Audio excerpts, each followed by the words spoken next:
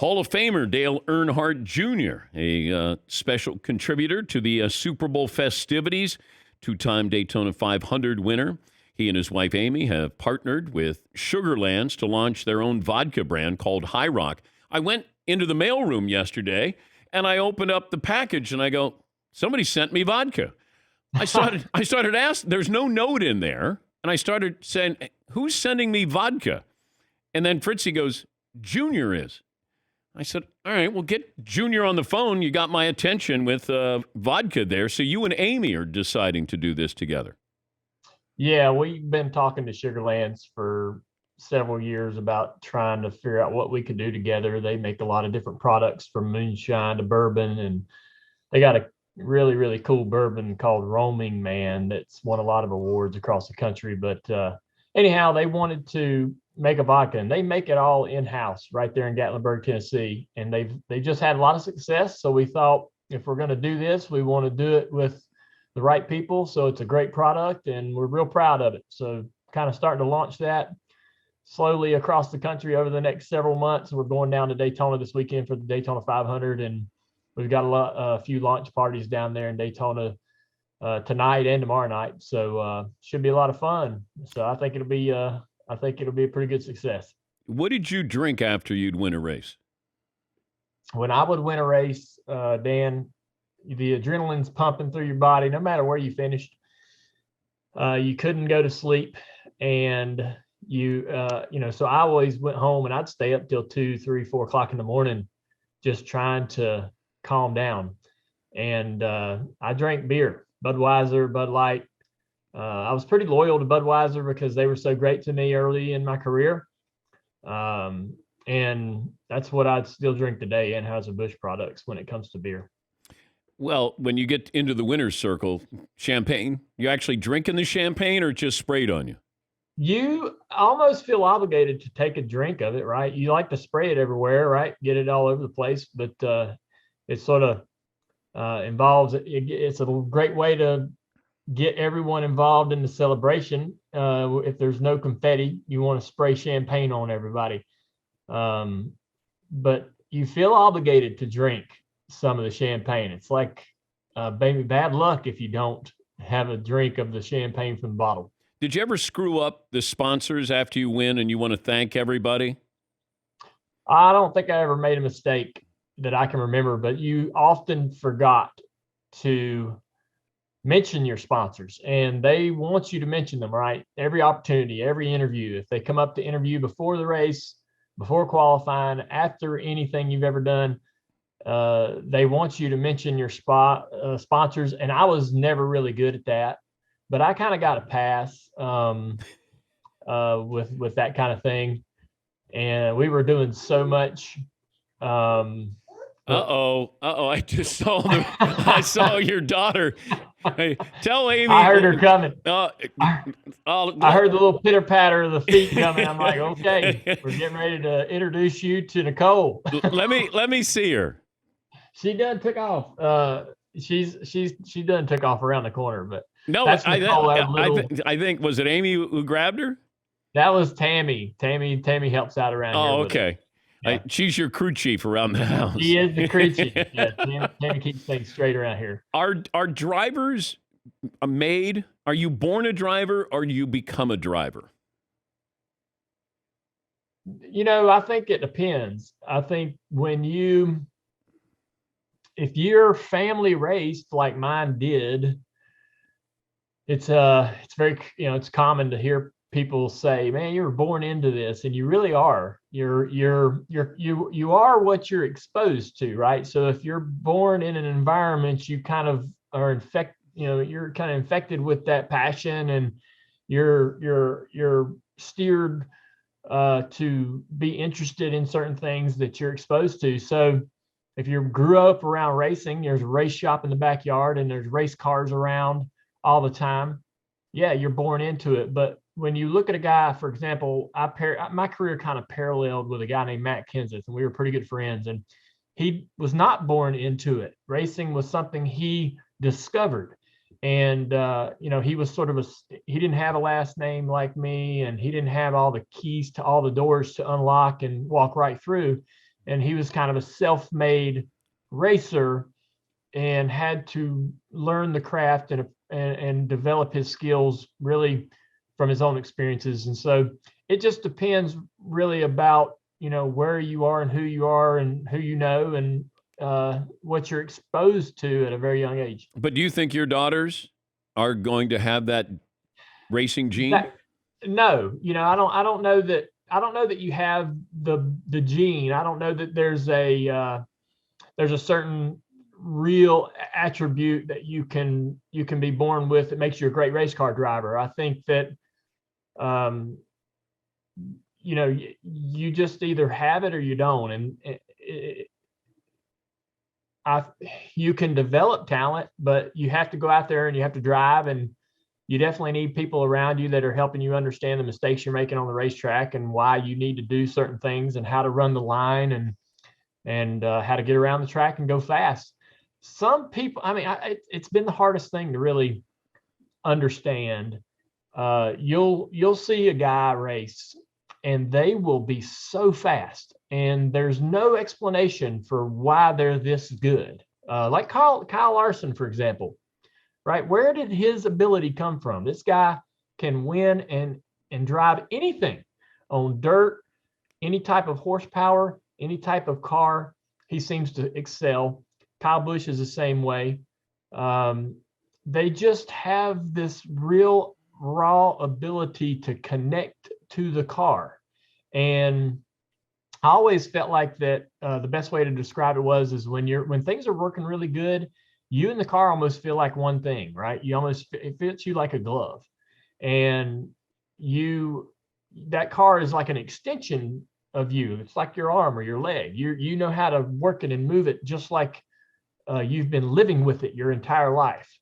And so there's moments where you'll see that in certain drivers, and those are the elite ones. There's guys that are good, there's guys that are pretty decent, and there's guys that are talented, but then there's this one little group that just has something special that everyone else doesn't have, and it's a rare, once in a generation kind of talent. Could you drive any racetrack? Is there a racetrack you could drive one lap with your eyes closed?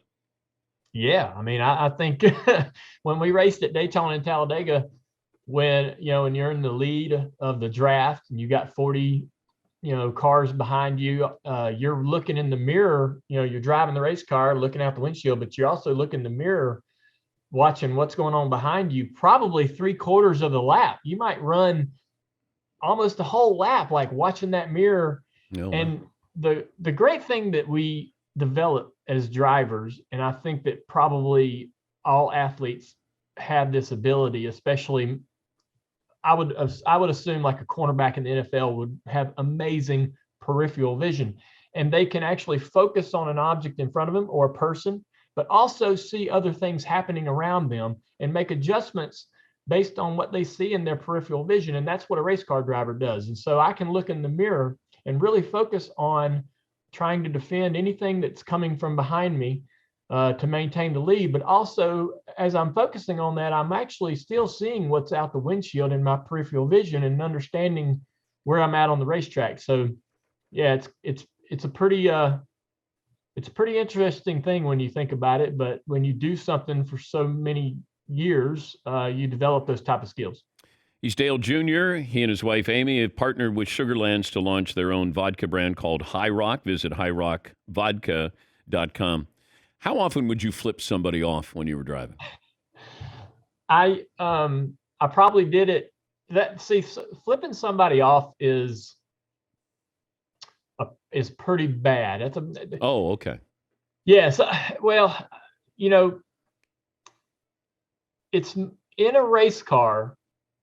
You're not able to speak to each other, right? I can't cuss you out if you're in another car and we're banging and you did something I'm mad about. I can't cuss you.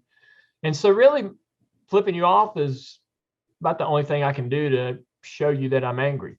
And well, you can bump into somebody. Well, yeah, I can do that. Yeah. But I like how that's acceptable, but hey, you can bang into my car. Just don't flip me off, because then I'm really going to be. I've never really understood this, but I learned this from guys like Rusty Wallace and the people that I grew up watching. That for some reason that sets them off. That for some reason that's a very unethical thing to do. Now, outside the racetrack, by all means, everybody flipping everybody off, no big deal. Giving the bird is, what you would expect in any other circumstance. But on the racetrack, for some reason, when you get flipped off, it sends you into a rage. And unlike any other situation, and you don't want to be flipped off. I don't know why that's such a big deal on the racetrack. For some reason, that's way more offensive when you're racing a race car to be flipped off than it is to be flipped off in any other scenario. I don't really know how to how to articulate that or explain why that's the case, but I don't know. Your football team's now known as the Commanders, Junior. Yes. Are you okay with that? It is what it is. It's happening, right? So that's not a raving endorsement. Are you? Well, all right. So I'll be honest. Like I was hoping it would be the Warriors because that sounded like easy. It's easy. Washington Warriors. That was an easy thing to say. I knew that it was probably unlikely because somebody's out there trademarking and copywriting and trying to get a pile of cash for the rights to use something like that. And I have no idea how they determined or decided on Commanders. I don't know how those meetings went. I had no clue what the name was up until everyone else found out at the same time. And I think I wasn't super in love with it at first, but I wasn't in love with the Washington football team either when it first came out, right? And then a year later, here we are going, well, I'm kind of okay with that now. Why don't we just leave it football team? That's good. Well, we weren't thinking that a year ago. We hated it, right? Or 2 years ago. Yeah. And so, Commanders sounded weird at first, but I think with each passing day, it gets normalized and it gets okay, right? And look at it. I mean, when you really think about it, looking at all the other teams' names, I mean, they're not extraordinary. There's nothing that really jumps off the page when you look at they're just names. And if they ever came up for sale, yeah, would you be a part of I don't have that kind of money, Dan. Oh, you don't? No. I mean, this is billions of dollars. This is going to take. You can be part of a group. I don't know that I'd be interested. I don't know that I'd be interested in that, to be honest with you. I would be such a small fraction of the ownership that it wouldn't. I don't know what I would get out of that, and as far as enjoyment and so forth. I love being a fan. I want to be in the stands with all the other fans. I want to wear the merch, and I want to be mad when they lose, and I want to cheer when they win, and I want to go to there's a guy in Charlotte here that they designate a Washington Commanders bar. This is the bar where you go watch the games. This is where all the Washington Commander fans are going to go. I want to go do that. I don't want to be in the owner's box and worried about. Yeah, but how many guys are in this bar? It's you and 3 other guys?